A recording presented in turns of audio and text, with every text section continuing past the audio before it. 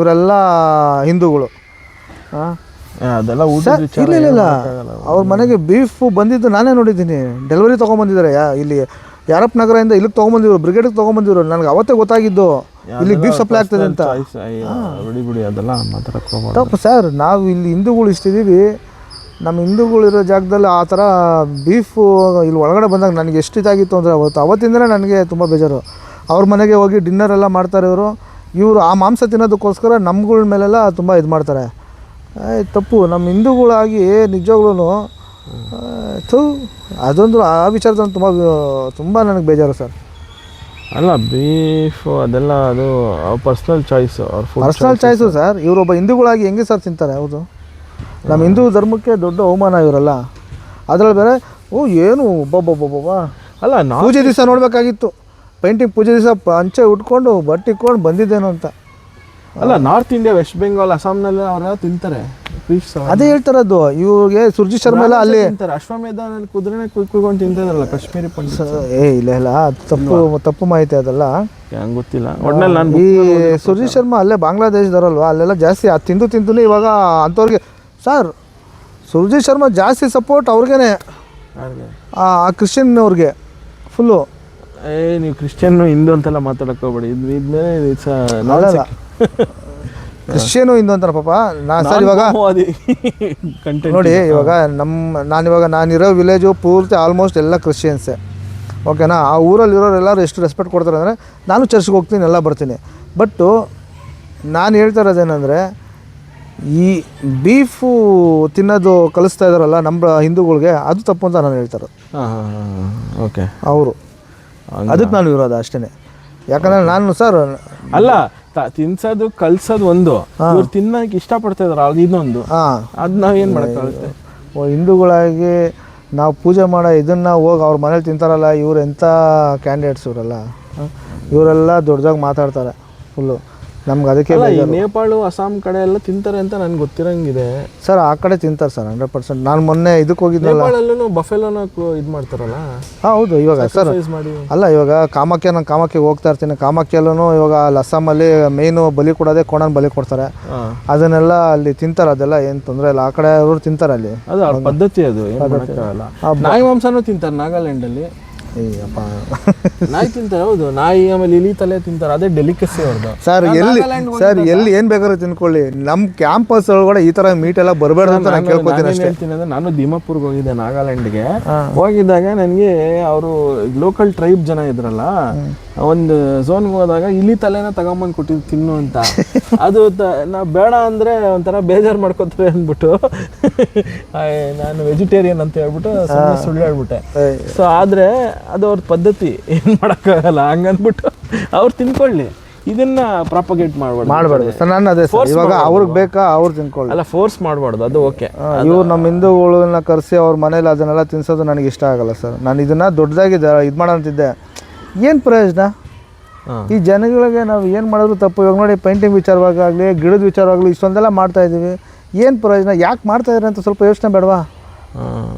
Full ಇವಾಗ ನೋಡಿ, ನಾನು ಸ್ಟೇಟ್ ಡಾಗ್ ಬಗ್ಗೆ ಇಷ್ಟೊಂದೆಲ್ಲ ಫೈಟ್ ಮಾಡ್ಕೊಂಬರ್ತಾನೆ. ತಿರ್ಗಿ ಅಂಥ ಯಾರು ಇವಾಗ ಅಪೋಸ್ ಮಾಡ್ತಾ ಇದ್ದಾರೋ ಅಂಥ ಕ್ಯಾಂಡಿಡೇಟ್ನ ಸೆಲೆಕ್ಷನ್ ಮಾಡ್ಕೋತಾ ಇದ್ದಾರೆ. ಏನು ಮಾಡಲಿ ನಾನು ಇವಾಗ? ಇವೆಲ್ಲ ಎಲ್ಲಿ ಹೋಗ್ತಾಯಿದೆ ಅಂದರೆ, ನಮ್ಮನ್ನೇನೋ ಚೈನಾ ಮಾಡೋಕೆ ಹೋಗ್ತಾವ್ರೆ. ಯಾಕಂದರೆ ಚೈನಾನಲ್ಲಿ ರಿಲಿಜನ್ ಇಲ್ಲ, ಗೊತ್ತಲ್ಲ ನೀವು. ಹೌದು. ಸೊ ಏನಂದರೆ, ಅದು ಕಮ್ಯುನಿಸ್ಟ್ ಪಾರ್ಟಿ. ಎಲ್ಲ ಒಬ್ಬರು ಸಪೋರ್ಟ್ ಮಾಡ್ತಾರೆ, ಒಬ್ಬರು ಗೆಲ್ತಾರೆ, ಅವರೇ ಕಂಟಿನ್ಯೂ ಮಾಡ್ತಾರೆ. ಆ ಥರ ಏನಾದ್ರು ಫೈನಲ್ ಈ ಬೆಟರ್ಮೆಂಟ್ ಅವ್ರು ಏನಾದರೂ 2 ವರ್ಷ ಆಯಿತು, ತಿರ್ಗಾ ಅವರೇ ಏನಾದರೂ ಕಂಟೆಂಟ್ಸ್ ಮಾಡಿದ್ರು ಅಂದರೆ ನಿಜವಾಗ್ಲೂ ರೆಸಿಡೆನ್ಸ್ ಯೋಚನೆ ಮಾಡಬೇಕು. ಇವರು ಏಕೆ ತಿರ್ಗಾ ಬರ್ತಾಯಿದ್ದಾರೆ ಅಂತ. ಹೊಸ ಮುಖಗಳು ಆಯಿತು, ಹೊಸಬ್ರನ್ನ ಪರಿಚಯ ಮಾಡಲಿ.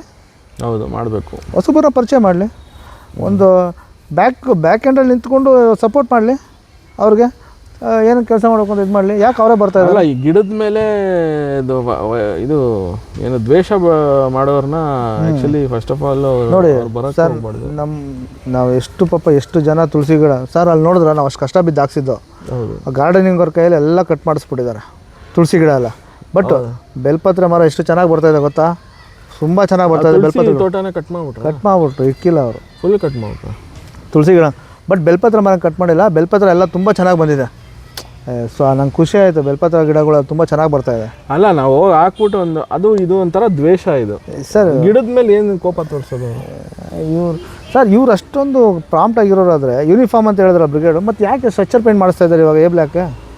ಅದೇ ಅಲ್ಲಿಗೆ ಸ್ಟ್ರಕ್ಚರ್ ಪೇಂಟು ಅಲ್ಲ, ಎಲ್ಲ ಯೂನಿಫಾರ್ಮ್ ಮಾಡಿಸ್ಲಿ, ಆದರೆ ಆ ಬ್ಲಾಕಲ್ಲಿ ಕಲೆಕ್ಟ್ ಮಾಡಬೇಕು ಅಂತ ಹೇಳ್ತಾರೆ. ಆಮೇಲೆ ಇವ್ರು ಕಲೆಕ್ಟ್ ಮಾಡ್ತಾ ಇರೋ ಫಂಡ್ಸ್ ಅದಕ್ಕೂ ತುಂಬ ಜಾಸ್ತಿ ಇದೆ, ಅಜಗಜಾಂತರ ವ್ಯತ್ಯಾಸ. ಸರ್ ನೋಡಿ ಇವಾಗ ಅಲ್ಲಿ ಕಾಸ್ಟ್ ಆಗ್ತಾ ಇರೋದು ಒಂದು 20 ಲಕ್ಷ ಆಗಲ್ಲ ಇಡೀ ಎ ಬ್ಲಾಕ್ ಪೇಂಟ್ ಮಾಡೋಕ್ಕೆ. ನೋಡಿ ಈಗ ಸಿವಿಲ್ ಇರೋದು 1,20,20,00,000 ಸಿವಿಲ್ ವರ್ಕು ಪ್ಲಸ್ ಸ್ಟ್ರಕ್ಚರ್ ಪೇಂಟಿಂಗ್ಗೆ ನಿಯರ್ಲಿ 50 ಲಕ್ಷ ರೂಪಾಯಿ ಖರ್ಚಾಗ್ತಾ ಇದೆ. ಓಕೆನಾ? ಅದು ಅವ್ರ ಹತ್ರ ಕಲೆಕ್ಟ್ ಮಾಡ್ಕೊಬೋದಾಗಿತ್ತಲ್ಲ, ಯಾಕೆ ಕಲೆಕ್ಟ್ ಮಾಡ್ಕೊಳ್ತಾ? ಅಲ್ಲ, ನನಗೆ ಭಯ ಏನಾಗ್ತಿರೋದು ಅಂದರೆ ಇವ್ರು ಕಂಟಿನ್ಯೂ ಆದರೆ ಇವಾಗ ಎ ಬ್ಲಾಕ್ ತಲೆನೋ ಸಿ ಮತ್ತು ಬಿ ಹಾಕಿದ್ದಾರೆ. ಇವಾಗ ಬಿ ಬ್ಲಾಕ್ನಲ್ಲಿ ಏನೇನು ಪ್ರಾಬ್ಲಮ್ ಇದೆ ಅಂತ ಹೊಸ ಪ್ರಾಬ್ಲಮ್ ಕಂಡುಹಿಡಿತಾರೆ ಗೊತ್ತಿಲ್ಲ. ಆಮೇಲೆ ಇರೋ ರೋಡ್ನ ಕಿತ್ತಾಕ್ತಾರೆ, ತಿರ್ಗಾ ಇನ್ನೊಂದು ರೋಡ್ ಹಾಕ್ತಾರೆ, ಅದಕ್ಕೂ ಕಲೆಕ್ಟ್ ಮಾಡ್ತಾರೆ. ಸರ್ ಈಗ ಏನೋ ಪಂಚಾಯತಿಯಿಂದ ಮನೆಗೂ 100 ರೂಪಾಯಿ ಕೇಳ್ತಾ ಇದ್ದಾರೆ ಅಂತ ಏನೋ ಹಾಕಿದಾರೆ. ಅದೊಂದು ಬಂತು. ಹಾಂ, ಅಲ್ಲ ಇವ್ರು ಇಲ್ಲ ಪಂಚಾಯತಿಗೆ ಲೆಟ್ರ್ ಕೊಡ್ತೀನಿ. ಇವಾಗ ನಾನು ಪರ್ವಿಸವ್ರನ್ನ ಕೇಳ್ತೀನಿ, ಇಷ್ಟು ದಿವಸ ನೀವು ಫ್ರೀಯಾಗಿ ಅಂತ ಹೇಳಿದ್ರೆ ಇವಾಗ ಯಾಕೆ ಕೇಳ್ತೀವಿ, ದುಡ್ಡು ಕೇಳ್ತಾ ಇದ್ದೀರಾ ಅಂತ ನಾವು ಹೋಗಿ ಕೇಳ್ತೀನಿ. ಅಲ್ಲ ಇವ್ರು ಬಂದಾಗಿಂದ ಎಲ್ಲ ಜಾಸ್ತಿನೇ ಮಾಡ್ತಾನೆ ಇದ್ದಾರೆ, ಎಲ್ಲರಿಗೂ ಬರ್ಡನ್ ಮಾಡ್ತಾ ಇದ್ದಾರೆ. 100% ಬರ್ಡನ್ ಒಳ್ಳೇದಾಗ್ತಿಲ್ಲ. ಅದೇನು ಯಾರು ನೋಡಿ ಏನು ನೋಡಿ ಓಟ್ ಆಗ್ತಾ ಇದ್ದಾರೆ, ಕೆಲಸ ಆಗ್ತಾಯಿದೆ ಅಂತ ಏನೋ ಅನ್ಕೊಂಡು ಜನ ಓಟ್ ಆಗ್ತಾ ಇದ್ದಾರೆ. ಇಲ್ಲಿ ಕೆಲಸ ಅನ್ನೋ ಹೆಸರಿನಲ್ಲಿ ತುಂಬ ನನ್ನ ಫ್ರೆಂಡ್ ಮನೆಗೆ ಒಬ್ರು ಗೆಸ್ಟ್ ಬಂದಿರಂತೆ ಮೊನ್ನೆ, ಆ ಗೆಸ್ಟ್ನ ಒಳಗಡೆ ಬಿಟ್ಟಿಲ್ಲ ಗೊತ್ತಾ? ಅಲ್ಲ ಇದು ಕಾಮನ್ ಕಂಪ್ಲೇಂಟ್ ಇದು. ನಮ್ಮ ಮನೆಗೆ ನಮ್ಮನ್ನ ಬಿಡ್ತಾ ಇಲ್ಲ, ಗೆಸ್ಟ್ ಬಿಟ್ಟಾಕಿ ನಮ್ಮ ಮನೆಗೆ ಉಸಿರಾಡಕ್ ಬಿಡ್ತಾ ಇಲ್ಲ ನಮ್ಮನ್ನ. ಕರೆಂಟ್ ಡಿಸ್ಕನೆಕ್ಟ್ ಮಾಡ್ತಾರೆ ಆಯ್ತಾ, ಇರೋ ಗಿಡನ ಕುಯ್ತಾರೆ ಆಯ್ತಾ, ನೀರ್ ಸ್ಟಾಪ್ ಮಾಡ್ತಾರೆ. ಆಮೇಲೆ ಇವು ಹೊಸ್ದಾಗಿ ಇನ್ನೊಂದೇನೋ ಮಾಡೋದು, ಬಿಲಾಗಳು ತೋಡ್ಬಿಟ್ಟವ್ರೆ ಉತ್ತಾಗಳ ತರ. ಸರ್ ಹೌದು, ಆಕ್ಚುಲಿ ರೈನ್ ವಾಟರ್ ಅದರಿಂದನೇ ಹಾವು ಬರ್ತಾ ಇರೋದು. ಮೊನ್ನೆ ನೋಡಿ ಇಲ್ಲಿಂದ ಬಂದಿದೆ ಹಾವು. ಎಷ್ಟು ಮಕ್ಕಳು ಕಚ್ತಾವೋ ಗೊತ್ತಿಲ್ಲ. ಎಲ್ಲ ದಯವಿಟ್ಟು be careful, you know how many children might get bitten by these snakes which would come out of the summer ಬೇರೆ ಅಲ್ವಾ ಸರ್, ಇಷ್ಟು ದಿವಸ ಬಚ್ಚಿಕೊಂಡಿರ್ತವೆ, ಸಮ್ಮರ್ಗೆಲ್ಲ ಆಚೆ ಬಂದ್ಬಿಡ್ತಾ ಇದೆ.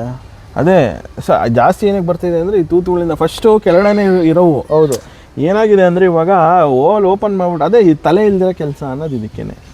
ಇವಾಗ ಒಂದು ಟೆಕ್ನಿಕಲ್ ಕಮಿಟಿ ಬಂದರೆ ಅವ್ರೇನು IIT ಅಂತೆ, ಅದೇನು ಕತೆ ಅವ್ರದ್ದು? ಏನು ಇಸ್ಲಾಮಿಯಾ ಇನ್ಸ್ಟಿಟ್ಯೂಟ್ ಆಫ್ ಟೆಕ್ನಾಲಜಿನಾ? ಅದೇ ಇರಬೇಕು, ಮೋಸ್ಟ್ಲಿ ಇರ್ಬೋದೇನೋ. IIT ಅಂದರೆ ಇಂಡಿಯನ್ ಇನ್ಸ್ಟಿಟ್ಯೂಟ್ ಆಫ್ ಟೆಕ್ನಾಲಜಿ ಮಾತ್ರ ಅಲ್ಲ, ಇನ್ನೊಂದು ಸುಮಾರು ಇದಾವೆ. ಇಸ್ಲಾಮಿಯಾ ಇನ್ಸ್ಟಿಟ್ಯೂಟ್ ಇಲ್ಲೇ ಇರೋದು ಬನ್ನೇರಘಟ್ಟ ರೋಡಲ್ಲಿದೆ ಸರ್. ಬನ್ನೇರಘಟ್ಟ ರೋಡ್ ಹತ್ರ ಒಂದು ಐತೆ, ಇನ್ನೊಂದು ಐತೆ IIT ಅಂತ. ಅದ್ರ ಅದು ಇದರ ಹತ್ರ ಇದೆಯಲ್ಲ, ಹೆಬ್ಬಾಳದ ಹತ್ರ ಇಂದಿರಾ ಗಾಂಧಿ ಇನ್ಸ್ಟಿಟ್ಯೂಟ್. ಅದು ಮುಚ್ಚೈತಲ್ಲ, ಅದು ಇಂದಿರಾ ಗಾಂಧಿ ಇನ್ಸ್ಟಿಟ್ಯೂಟ್. ಅದು IIT ಆಮೇಲೆ NIT ಅದಕ್ಕೆಲ್ಲ ಒಂದು ಹೊಸ ಇದೆ. ಎಲ್ಲರೂ ಸ್ವಲ್ಪ ಅರ್ಥ ಮಾಡ್ಕೋಬೇಕು.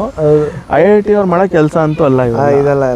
ಆಯ್ತಾ, IIT ಅವರು ಫಸ್ಟ್ ಆಫ್ ಆಲ್ IIT ಅವ್ರು ಇದ್ರೆ ಎಲ್ಲ ಬೇರೆ ಕಡೆ ಸೆಟ್ಲ್ ಆಗಿರ್ತಾರೆ. ಹೌದು, ಅರ್ಲಿ ಲೈಫ್ ರಿಟೈರ್ಮೆಂಟ್ ತಗೊಳಲ್ಲ. ಅರ್ಲಿ ಲೈಫ್ ರಿಟೈರ್ಮೆಂಟ್ ತಗೊಂಡ್ರೆ ಏನೋ ಬೇರೆ ಕೆಲಸ ಮಾಡ್ತಾ ಇರ್ತಾರೆ ಅಂತ ಸರ್. ಎರಡು ಮಲೆನಾಡು ಬಿಟ್ರೆ ವೈಷ್ಣವಿ, ಇವೆರಡೇ ಪ್ಲೇಸ್ ಅವ್ರದ್ದು.